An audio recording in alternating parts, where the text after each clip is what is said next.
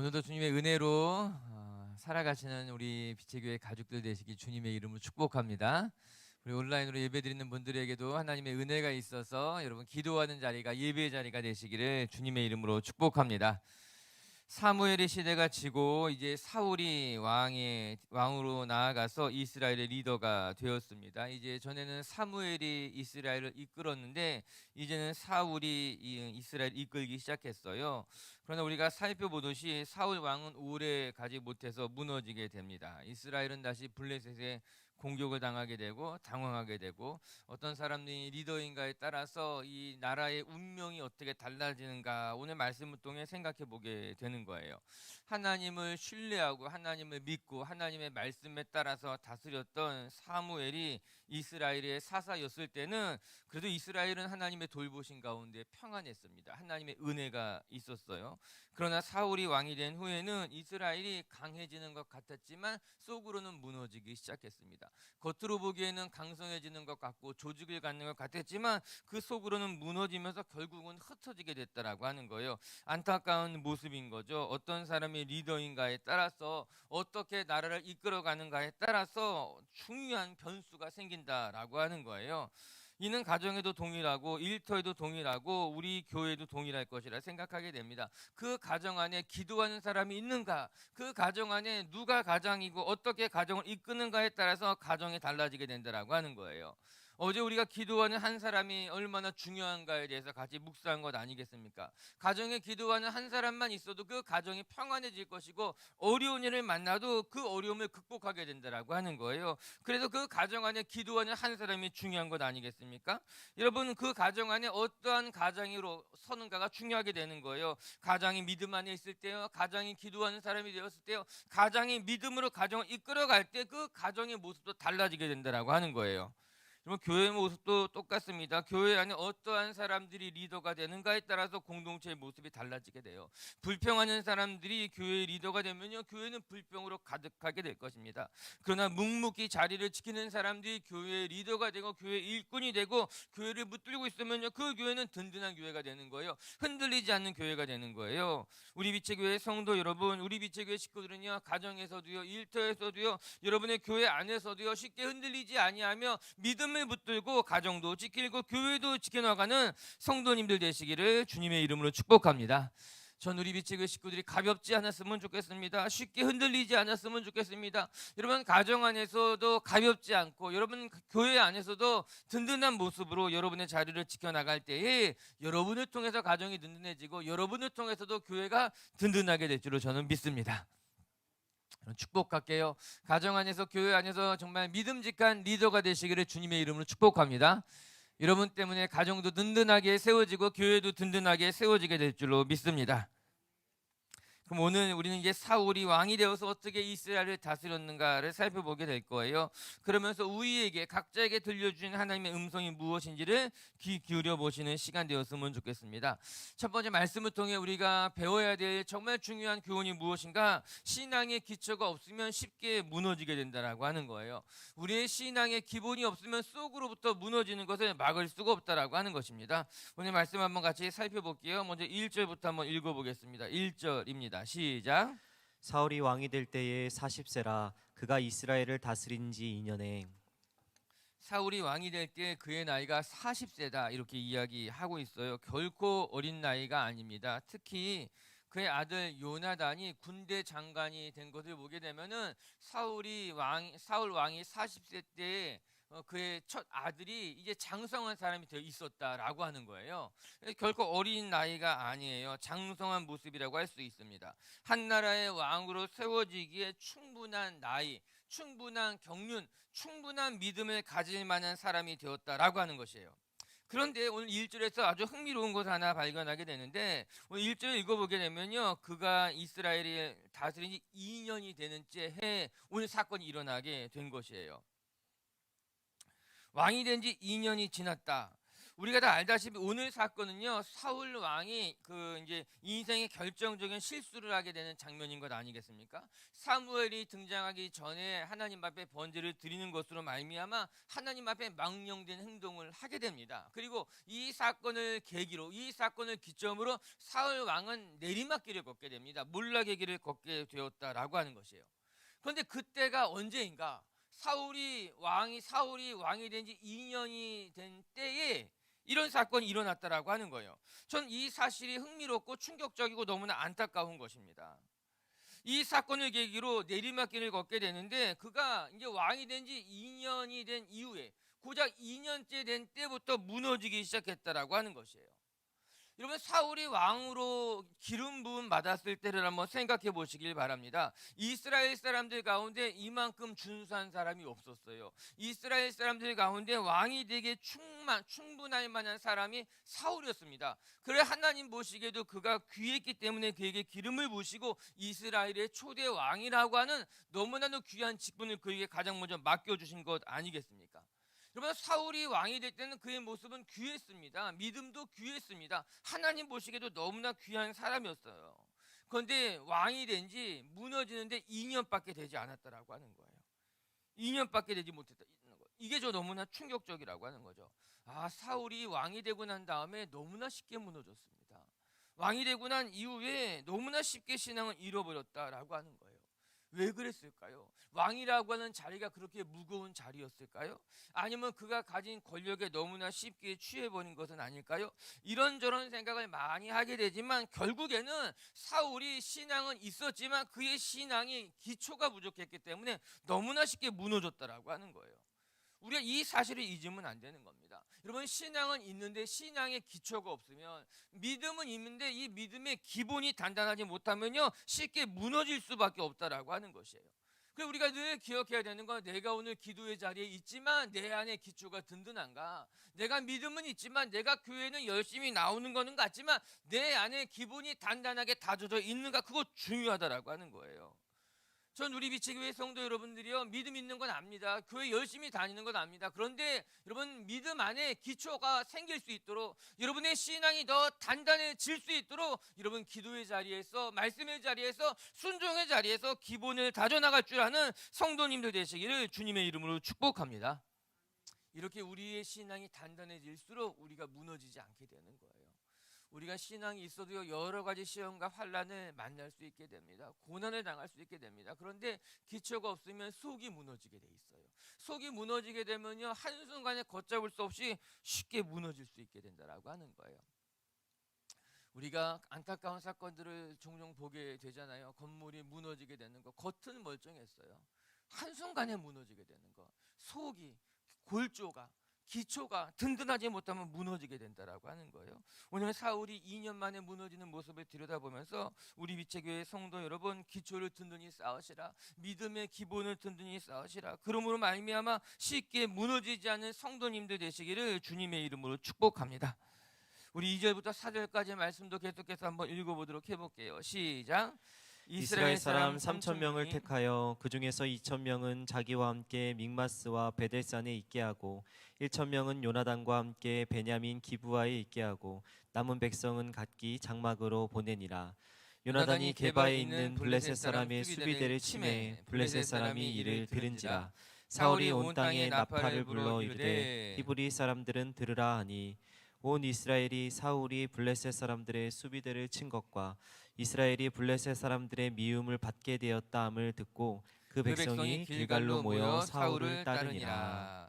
사울이 왕이 되고 난 이후에 이제 나라를 세워가는 과정을 보여주고 있는 거예요. 3천 명의 군대를 세웠다. 2천 명은 자기와 함께 있게 하고 남은 1천 명은 요단에게 붙여서 기브아라고 하는 굉장히 중요한 도시죠. 그곳을 지키겠다라고 하는 것입니다. 그런데 사실 이 모습은 이스라엘의 역사상 굉장히 중요한 변화라고 말할 수 있을 것이에요. 왜냐하면 지금까지 이스라엘에는 조직된 군대가 없었어요. 흔히 말한다면 상비군이 없었다. 죽었다라고 하는 거예요. 이스라엘은 문제가 생기면 사사를 하나님이 세워주셨고 그 사사가 이스라엘에 나팔을 불게 되면 그 나팔 소리를 듣고 순종하는 마음으로 사람들이 몰려들게 되었고 그들을 통해서 하나님이 이방인들과 싸우게 하셨거든요. 이스라엘 백성들에게는 상비군이 없었습니다. 늘 군대가 조직되어 있지 못했던 거예요. 그랬기 때문에 이스라엘 백성들이 하나님에게 왕을 요구한 것입니다. 우리에게도 조직된 군사가 있었으면 좋겠습니다. 우리에게도 눈에 보이는 왕이 있었으면 좋겠고 우리에게도 우리를 늘 지켜주고 우리를 늘 대신해서 싸워줄 군사가 있었으면 좋겠습니다. 그래서 이스라엘이 왕을 요구한 겁니다. 이에 사울이 왕이 되고 난 다음에 가장 먼저 했던 것이 무엇인가 하면 군대를 조직한 거예요. 3,000명의 상비군을 모으고 2,000명은 내 곁에 1,000명은 요나단 곁에 붙여가지고 이스라엘을 지키게 했던 것입니다. 아마 이스라엘 백성들의 마음이 좋았을 것입니다. 든든했을 것입니다. 진짜 왕을 세우니까는 왕이 우리를 지켜주는구나. 이렇게 군대도 조직하는 것을 보니 우리가 이제 든든하게 설 수 있겠다 이런 생각했을 거예요. 백성들의 마음이 좋았던 겁니다. 특별히 3절 4절의 말씀을 보게 되니까는 요나단이 블레셋을 먼저 공격하는 장면까지 보여지게 됩니다. 이스라엘이 자신감이 들게 된 것만 같은 거예요. 사기가 충만해지게 된 거죠. 그렇게 되자 이제 블레셋과 전쟁을 치르게 될 것만 같았던 거예요. 이에 사울이 나팔을 길게 불매 이렇게 나오잖아요. 나팔을 부니까요 이스라엘 백성들이 길갈에 몰려들기 시작하게 된 거예요. 이제 충만했던 거죠. 아 이제 우리가 사울 왕이 우리를 지켜줄 것이다. 또 우리도 이제 군대가 있으니 블레셋이 쳐들어와도 우리 이길 수 있을 것이다 라는 말에 사울이 나팔을 불매 이스라엘 사람들이 길갈에 몰려들기 시작했다라고 하는 것입니다. 그런데 결과는 전혀 달랐습니다. 5절과 7절 말씀, 5절부터 7절까지 말씀 한번 읽어볼게요. 시작. 블레셋 사람들이 이스라엘과 싸우려고 모였는데 병거가 3만이요 마병이 6,000명이요 백성은 해변에 모래같이 많더라. 그들이 올라와 베다웬 동쪽 믹마스에 진침해 이스라엘 사람들이 위급함을 보고 절박하여 굴과 수풀과 바위 틈과 은밀한 곳과 웅덩이에 숨으며 어떤 히브리 사람들은 요단을 건너 갓과 길르앗 땅으로 가되 사울은 아직 길갈에 있고 그를 따른 모든 백성은 떨더라. 이렇게 나옵니다. 처음에 이스라엘이 상비군을 조직했을 때 그들의 마음은 든든했어요. 좋았어요. 충만했어요. 아니 사울이 나팔을 불어서 길갈에 모일 때까지만 해도 그들은 눈에 보이는 사울 왕을 바라보면서 우리가 이길 것이다 자신했다라고 하는 것입니다. 그런데 정작 블레셋 사람들이 모인 숫자를 보게 되니까요 이스라엘 백성들의 마음이 눈 녹기 시작하게 된 거예요. 이스라엘 사람들이 모였던 상비군이 3,000명이었다라고 말합니다. 이제 실제적인 군인의 숫자가 3,000명이라고 하는 거예요. 물론 그 외에도 길갈에 수없이 많은 사람들이 몰려들었을지는 모르지만 그러나 비교해 보시기 바랍니다. 블레셋 사람들이 어떻게 왔습니까? 그들의 병거가 3만이라는 거예요. 이스라엘의 상비군이 3,000명인데 블레셋이 병거를 가지고 이제 전차죠. 병거를 가지고 왔는 수가 3만 명이라고 하는 거예요. 10배 넘는 탱크가 온 거예요. 그뿐만 아니라 마병이 말을 타고 온 사람이 6,000명이라고 하는 거예요. 보병이죠. 사람들 그냥 군대의 숫자가 어떤가 해변에 모래와 같이 많았다 그렇게 이야기하고 있는 거예요. 눈에 보이는 왕 때문에 자신감이 생겼는데 이제 우리도 군대가 생겼다고 자신감이 생겼는데 이 블레셋 사람들을 바라보고 되자 그들의 마음이 어떻는가 떨기 시작했다고 말합니다. 6절의 말씀에 보게 되니까요 이스라엘 사람들이 위급함을 보고 절박해졌다고 말합니다. 굴에도 숨고요 수풀에도 숨고요 바위 틈에도 숨고요 은밀한 곳과 웅덩이에 숨기 시작했다고 말합니다. 그들 가운데 어떤 사람은요 요단강을 건너가서 갓과 길르앗 땅으로 넘어가서 도망가기까지 했다. 성경 그렇게 이야기하고 있는 것 아니겠습니까? 안타까운 모습이 일어나게 된 거예요. 보여지게 된 것이에요. 그런데 저는 이 이스라엘 사람들의 모습을 보면서 사울과 이스라엘의 모습이 닮았다 생각하게 되는 겁니다. 사울이 기초가 든든하지 못하게 되니까 쉽게 무너지게 되는 것이잖아요. 그런데 이스라엘 사람들을 생각해 보시기 바랍니다. 이스라엘 사람들은요 눈에 보이지 않는 하나님을 의지하기보다는 여전히 그들은 눈에 보이는 군대를 의지하기 시작했던 겁니다. 뿐만 아니라 그들은 여전히 눈에 보이는 군대 앞에 두려워하기 시작했다라고 하는 것이에요.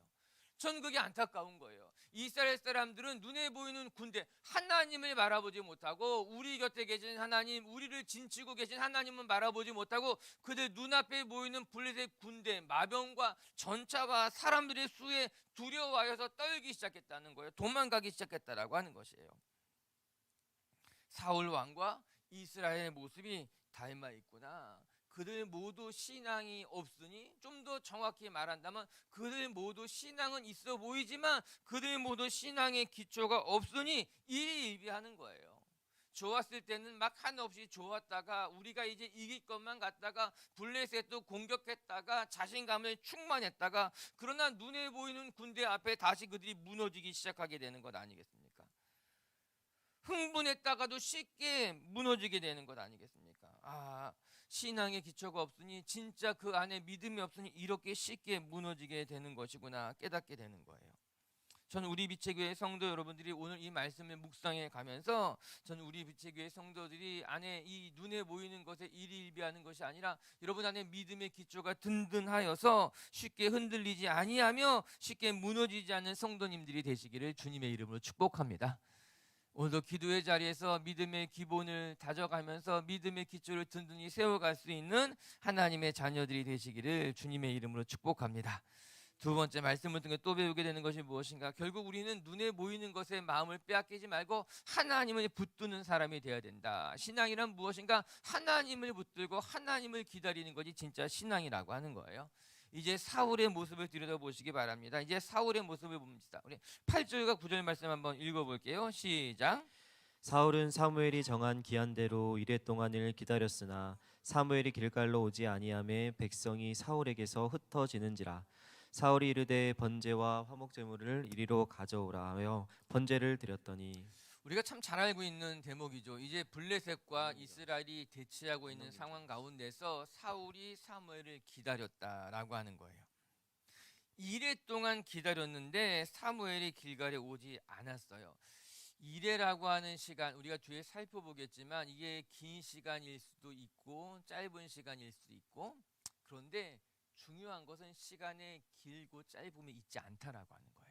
이따 다시 한번 말씀드릴 거예요. 기다림이라고 하는 것은요, 우리가 하나님의 응답을 기다린다라고 하는 것은요, 짧고 길고의 문제가 결코 될 수 없다라고 하는 거예요. 일단 먼저 사울부터 한번 살펴보도록 하겠습니다. 사울이 사무엘을 기다리지 못한 채 번제를 드렸습니다. 우리가 여기서 주목해야 될 것은 사울이 왜 그렇게 조급했느냐라고 하는 거예요. 사울이 조급했던 것을 8절은 이렇게 설명해 주고 있습니다. 사무엘이 길갈로 오지 아니하며 백성이 사울에게서 흩어지느니라 이렇게 나옵니다. 사울이 나팔을 불게 되자 길갈에 모였던 이스라엘 백성들이 한 명, 두 명 흩어지기 시작했다. 그렇게 8절에 우리에게 기억해 주고 있는 것 아니겠습니까? 같이 싸워야 하는 군사들이 흩어지는 모습을 보면서 사울 왕의 마음이 불안해지기 시작했다라고 하는 거예요. 두려워지기 시작했다라고 하는 것입니다.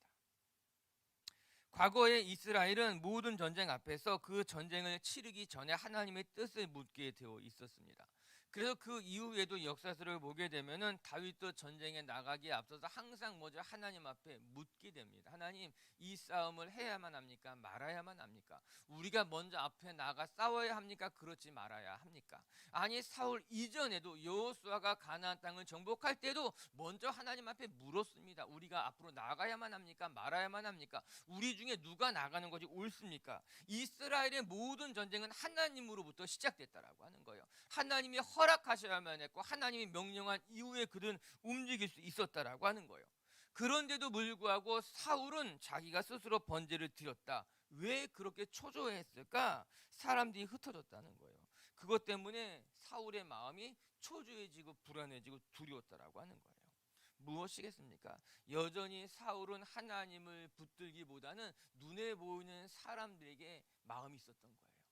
하나님을 의지해서 이 전쟁을 치르려고 했던 것이 아니라 모여들고 있는 사람들과 함께 이 전쟁을 치르려고 했다라고 하는 것이에요. 사랑하는 빛의 교회 성도 여러분, 여러분의 삶의 영적인 전쟁을 어떻게 치를 것입니까? 우리의 삶에 당면한 문제들을 어떻게 감당하려고 합니까? 여러분, 우리는요, 하나님을 붙들고 우리의 삶의 문제를 감당해야지 사람들을 붙들고 우리의 삶의 문제를 감당하면 안 되는 거예요. 우리의 삶의 문제 앞에서 하나님을 기다리고 하나님을 의지하여 우리의 삶의 문제를 감당해 나가야 되는 것이지, 우리의 곁에 있는 사람들을 붙들고 사람들 때문에 불안해하거나 사람들 때문에 초라하면 안 된다라고 하는 것이에요. 여러분, 눈에 보이는 것을 흠모하기 시작하잖아요. 그러면 약이 없어요. 눈에 보이는 것을 의지하기 시작하잖아요. 그러면요, 우리의 삶에 해답이 없어요. 그래서 눈에 보이는 것에 마음을 빼앗기면 안 된다라고 하는 거예요. 눈에 보이는 것에 마음을 빼앗기기 시작하게 되면은 신앙이 사라지게 되는 거예요. 믿음을 놓쳐버리기 쉽게 된다라고 하는 거예요. 인간이 눈에 보이는 것에 의지하기 때문에 어쩌면 하나님은 우리 눈에 안 보이시는 것은 아닌가? 그런 생각을 하기도 했어요. 하나님이 우리에게 하나님의 형상을 만들지 말라고 이야기하셨잖아요. 왜냐하면 그 눈에 보이는 것에 마음을 빼앗기게 되면 진짜 하나님을 놓치기 때문에, 하나님은 그 어떤 것으로도 하나님의 형상을 만들지 말고 그냥 하나님을 믿고 하나님을 의지하라고 이야기한 것 아니겠습니까? 그럼에도 불구하고 이스라엘 백성들이 하나님이 보이지 않게 되자, 모세가 보이지 않게 되자 눈에 보이는 금송아지를 만들고 그것이 우리를 애굽에서 인도하여 낸 여호와 하나님이라고 이야기한 것 아니겠습니까? 전혀 하나님이 눈에 보이지 않는 것이 축복인 것만 같아요. 왜냐하면 하나님이 눈에 보이지 않기 때문에 우리는 끊임없이 하나님을 신뢰하고 믿음의 끈을 붙들게 되는 것 아니겠어요? 사랑하는 빛의 교회 성도 여러분, 눈에 보이는 것에 마음을 빼앗기지 마시고 하나님을 보여달라고 어리석게 기도하지 마시고 오히려 믿음의 끈을 붙들고, 비록 보이지 않지만 지금도 우리와 함께 하시는 하나님을 바라볼 줄 아는 성도님들 되시길 주님의 이름으로 축복합니다. 그래서 사울이 잘못한 것이 무엇인가? 사람들을 붙들기 시작했다라고 하는 거예요. 눈에 보이는 것을 붙들기 시작했다는 거예요. 두 번째는요, 사울은 기다리지 못했다는 것입니다. 10절의 말씀 한번 읽어볼게요. 10절의 말씀입니다. 시작. 번제 드리기를 마치자 사무엘이 온지라 사울이 나가 맞으며 무난하매. 번제 드리기를 다 마치자 그때 사무엘이 찾아왔다. 사무엘이 왔다는 거예요. 참 인생이 얄궂죠. 조금만 더 기다리면 될 텐데, 근데 늘 그렇습니다. 무슨 법칙과도 같습니다. 우리 믿음의 삶도 이럴 때가 많습니다. 내가 조금만 더 기다리면 하나님이 행하실 것인데 내가 그것을 못 참아가지고 하나님을 기다리지 못하는 거예요. 아까 말씀드렸죠. 이레라는 시간이었어요. 한편 생각해보면 이 이레라는 시간이 사울에게는 너무나 긴 시간이었을 것입니다. 사람들은 흩어져 나가고 앞에 블레셋 사람들은 점점 더 다가오고, 이 이레라고 하는 이 시간이 사울에게는 너무나 길게 느껴졌을지 모릅니다. 그런데 그들을 위해서 기도하기 위해서 달려갔던 사무엘에게는 이 이레라고 하는 시간은 너무나 짧은 시간이었을 거예요. 사무엘이 일부러 늦게 갔을까요? 더디게 갔을까요? 그러지 않았을 것입니다. 사무엘 역시 그 소리를 듣고 기도하기 위해서, 예배드리기 위해서 하나님 앞에 아뢰기 위해서 달려갔겠죠. 누군가에게는 굉장히 긴 시간이지만 누군가에게는 짧은 시간이 될 수 있어요. 시간이라고 하는 것이 그래서 주관적이에요. 굉장히 주관적인 거예요. 저는 우리가 하나님을 기다리는 데 있어서 그래서 시간의 길고 짧음은 중요하지 않다는 거예요. 우리가 기도하고 난 다음에 하나님의 응답을 기다리는 시간에 있어서는 길고 짧음이 존재할 수 없다라고 하는 거예요. 우리는 언제까지 기도해야 되는가? 하나님이 응답하실 때까지 기도하면 되는 거예요. 우리가 언제까지 기다려야 되는가? 하나님이 말씀하실 때까지 기다려야 된다라고 하는 거예요. 내가 시간을 정해놓고 내가 이만큼 기도하면 됐지, 내가 이만큼 기다렸으면 됐지, 내가 기다릴 만큼 다 기다렸다고 생각하는 것은 매우 어리석고 믿음 없는 모습이라고 하는 거예요. 우리에게 기다림의 시간은 중요하지 않아요. 하나님이 됐다고 말씀하실 때까지 참고요, 하나님이 응답하실 때까지 기다리는 것이고요, 하나님이 우리에게 찾아오실 때까지 기다리는 것이 신앙인의 삶의 모습이라고 하는 거예요. 저는 오늘도 우리 빛의 교회 성도 여러분들이 하나님이 됐다고 말씀하실 때까지, 하나님이 내 잔을 다 채우실 때까지, 하나님이 됐다 이야기할 때까지 기다릴 줄 아는 성도님들 되시기를 주님의 이름으로 축복합니다. 한 가지만 더 살펴보게 되면 결국 사울이 잘못한 것이 무엇인가? 오늘 말씀에 보면 사울은 끊임없이 자신의 신앙을 변명하고 있더라고요. 우리 12절 말씀 한번 같이 읽어볼까요? 마지막 절 말씀 한 절 읽고 마칠게요. 시작. 이에 내가 이르기를 블레셋 사람들이 나를 치러 길갈로 내려오겠거늘 내가 여호와께 여호와께 은혜를 간구를 간구하지 못하였다 하여 부득이하여 번제를 드렸나이다 아니라 부득이하여라는 말씀에 동그라미를 치시고 이거 우리가 하나님 앞에 하는 이야기 아니에요. 어쩔 수 없었다라고 하는 거예요. 하나님 내가 어쩔 수 없어서 내가 그랬어요. 어쩔 수 없어서 주일을 빠져요. 어쩔 수 없어서 오늘 봉사할 수 없어요. 어쩔 수 없어서 내가 그거 못하겠어요. 부득이하여서 순종할 수 없다라고 하는 거예요. 그거 우리 입술에 붙어있는 말인 거예요. 그거 아담에서부터 시작된 말인 거예요. 내가 하지 않았습니다. 하나님이 만들어주신 저 여인이 나에게 그렇게 했습니다. 하와도 동일하게 말합니다. 내가 그리 하지 않았습니다. 하나님이 창조하신 하나님의 피조물인 뱀이 저에게 말했습니다. 여러분 아벨도 그렇게 이야기했습니다. 끊임없이 인간의 역사는 하나님 앞에 변명한다는 거예요. 남 탓한다라고 하는 것이에요. 오늘 사울의 마지막 모습이 더 사울을 초라하게 만드는 것만 같아요. 내가 부득이 어쩔 수 없어서 그랬습니다. 아니 차라리 믿음이 없었습니다. 제가 부족해서 죄송합니다. 내가 하나님 앞에 득죄하였으니 저를 용서해 주시고 다시 하나님 앞에 예배 드려 주십시오. 이야기했다면 좋았을 텐데 오늘 사울이 변명합니다. 남 탓하게 됩니다. 당신이 늦었기 때문에 하나님이 오시지 않았기 때문에 내가 이렇게 어쩔 수 없이 행했습니다 라고 부득이하다고 변명하고 남 탓하고 있는 모습이 사울을 더 초라하게 만드는 거예요. 저 우리 빛의교회 성도 여러분들이 신앙 앞에 변명하지 마시기를, 하나님 앞에서 남 탓하지 마시기를, 그래서 여러분 초라해지지 않게 되기를 바랍니다. 여러분 신앙은 내 책임인 거예요. 오늘 기도하지 않은 것도 내 책임이고 오늘 하나님 앞에 기다리지 못한 것도 내 책임인 것이고 내가 하나님 앞에 기다렸어야 되는 거예요. 남 탓할 것 없고 변명할 것 없고 늘 언제나 하나님 앞에서 든든히 서서 하나님 제가 여기 있습니다. 제가 기도하고 제가 순종하고 제가 하나님 앞에 나아가겠습니다. 고백할 줄 아는 하나님의 자녀들이 되시기를 주님의 이름으로 축복합니다. 말씀을 마치도록 하겠습니다. 오늘 사울이 이제 이스라엘의 왕이 되어서 이스라엘을 다스리는 모습을 보며 우리가 배우게 되는 거예요. 누가 리더가 되는가에 따라서 달라지는 거예요. 여러분 하나님을 신뢰하고 하나님을 붙드는 사무엘이 리더였을 때는요 이스라엘에게는 하나님의 돌보심이 있었어요. 전 우리 빛의교회 성도 여러분들이 여러분 가정 안에서요 여러분의 가정을 지키는 중보자가 되시고 여러분의 가정을 이끄시는 영적인 리더가 되시기를 주님의 이름을 축복합니다. 여러분 때문에 여러분 가정에 복이 있고요. 여러분 때문에 여러분의 일터에, 여러분 때문에 여러분의 교회 가운데 하나님의 은혜와 돌보심이 있는 축복의 통로가 되시기를 주님의 이름으로 축복합니다. 오늘 사울의 모습을 보면서 우리가 배워야 될 것이 무엇인가? 첫 번째, 신앙의 기초가 없으면 속으로부터 무너질 수밖에 없다라고 하는 겁니다. 사울이 왕이 되고 난 다음에 2년 만에 속절없이 무너지게 되는 거예요. 겉으로 보기에는 대단했을지 모르지만요 사울의 신앙의 기초가 없으니 쉽게 무너졌어요. 우리 빛의교회 성도 여러분, 기도의 자리에 나오신 우리 빛의교회 가족 여러분, 여러분 속이, 여러분 신앙의 기초가 더 든든해지는 성도님들 되시기를 주님의 이름으로 축복합니다. 두 번째, 우리는 눈에 보이는 사람 때문에 초조하거나 불안하지 말고 우리 하나님 붙드는 인생이 돼야 되는 거예요. 우리가 언제까지 기도하고 언제까지 참아야 되는가? 하나님이 됐다고 말씀하실 때까지 참을 줄 알고요, 하나님이 응답하실 때까지 기도할 줄 아는 성도님들이 되어야 된다라고 하는 거예요.